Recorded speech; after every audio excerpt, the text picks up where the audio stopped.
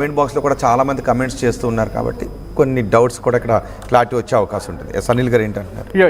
అది యాక్సిడెంట్ అని తెలిసి వాళ్ళు అభియోగం మోపలేదు. ఏమని అంటే వాళ్ళకున్న అనుమానాలు వ్యక్తం చేశారు. ఆ అనుమానాలు వ్యక్తం చేయడానికి కారణం ఏంటంటే పబ్లిక్ దృష్టిలో ప్రవీణ్ పగడాల యొక్క profile, way he managed his life, ఆయన చేసిన బోధలే కానివ్వండి, ఆయన లైఫ్ కానివ్వండి, ఆయన చూసిన వాళ్ళు ఎవరు ఇంత చీప్గా వెళ్ళి లిక్కర్ తీసుకొని చచ్చిపోతాడా, యాక్సిడెంట్ చేసుకుంటాడా, లైట్ లేకుండా ప్రయాణం చేస్తాడా అంటే అవన్నీ నమ్మలేని వాస్తవాలకు ఉన్నాయి కాబట్టి అంతమంది రోడ్ల మీదకి రావడానికి వీలైంది.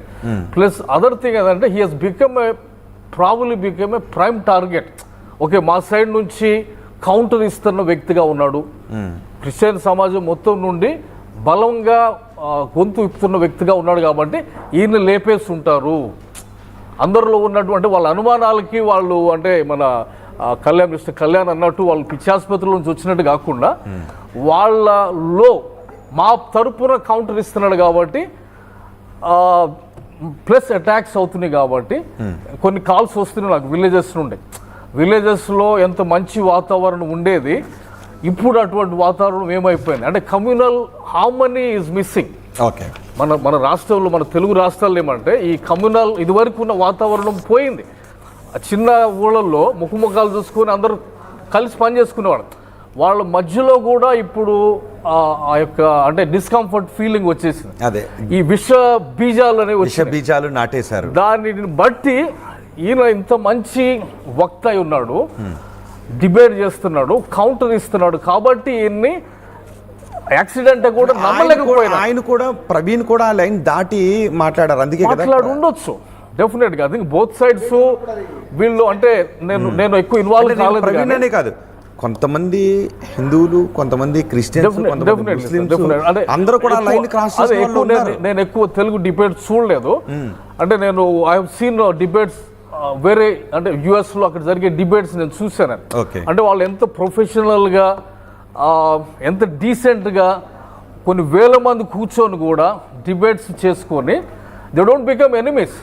అయితే మన దగ్గరకు వచ్చేలాకి లాంగ్వేజ్ మారిపోయి ఇతర దేశాల్లో కూడా ఇలా ఉంటారు కదా, they actually meet in person అంటే ఫిజికల్ గా కలుస్తారు వేల మంది. యూనివర్సిటీ క్యాంపసెస్ లో కలిసి వాళ్ళకి అంటే వెరీ వెల్ ఆర్గనైజ్డ్ ఉంటుంది. కాలర్ ఉన్నారు ఒకరు, సునీల్ మచిలీపట్నం నుంచి. సునీల్ గారు మాట్లాడండి. హలో సునీల్ గారు మాట్లాడండి. హలో, నేను సునీల్ అండి. సునీల్ పీసీఆర్ కొంచెం వాల్యూమ్ పెంచండి సార్. ఓకే, సునీల్ గారు మాట్లాడండి. హలో, ఎస్ వినబడుతుందండి సునీల్ గారు.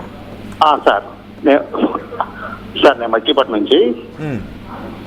సార్, ఇప్పుడు మీరు ఇందులో లోపల మాట్లాడే డిస్కషన్ లో కూర్చోబెట్టారు అనిల్ గారి ఫ్రెండ్ అని.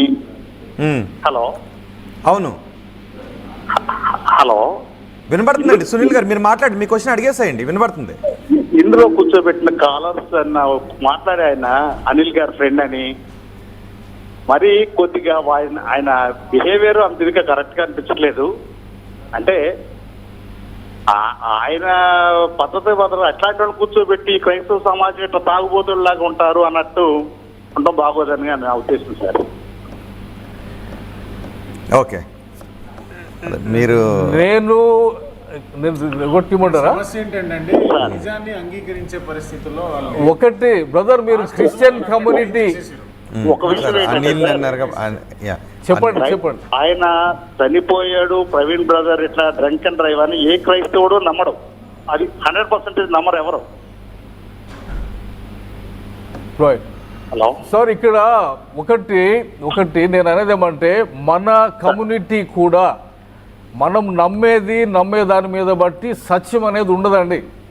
ఆయన తాగాడు లేదనేది నీకు తెలియదు, నాకు తెలియదు, అది రైట్. సో మనకున్న సేవకుల్ని మనము ముసుకేసి మారేడుగా చేసి వీళ్ళంతా తోపులు తురుములు అని చెప్తే అది మీరు అంటే అది దిగజారుడు తనం అవుతుంది. తాగాడంటే తాగాడని చెప్పాలా, తాగలేదంటే తాగలేదని చెప్పాలి. యేసు ప్రభు నిజం మాట్లాడమని చెప్పాడు. సో ఆయన కోసం సిబిఐ ఎంక్వైరీ చేద్దాము, అంతకంటే ముందుకు వెళ్దామంటే వెళ్దాం, అనుమానాలు నివృత్తి చేసుకుందాం. కానీ ఒక సైంటిఫిక్ బేసిస్తో ఒక ఎవిడెన్స్ మనకి ముందు వస్తున్నప్పుడు ఇక నేను నమ్మను అంటే అది సొసైటీ ఎట్లా అంగీకరిస్తుందని మనం ఆలోచించుకోవాలా. ట్రూత్ అనేది ఒకటి ఉంటుంది. ఓకే.